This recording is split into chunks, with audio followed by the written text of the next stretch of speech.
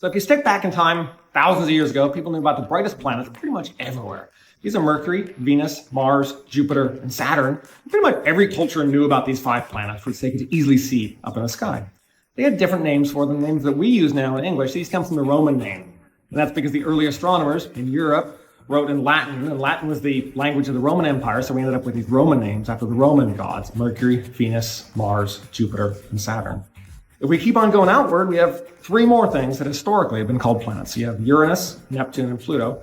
These are Greek or Roman names. These planets weren't seen by the Greeks or Romans, but because the discoverers wanted their planets to fit in with the existing theme of the mythology of the existing planets. And all these are totally different than the inner planets because these were discovered more recently. They're fainter and they move more slowly. You can't see them with your naked eye. You have to use a telescope, and that's how they were discovered. But since then, as telescopes have gotten bigger and bigger, and astronomers keep finding smaller and smaller things in the solar system, and we discovered some things that are just a couple of meters across, like literally the size of a person.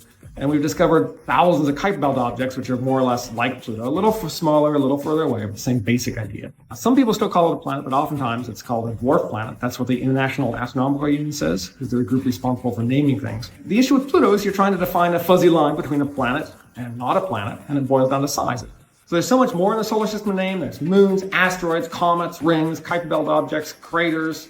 Because we're humans, we want to name these things. It gives us a connection to the huge universe around us. Thousands of years from now, people are still going to be naming planets as we continue to explore the world around us.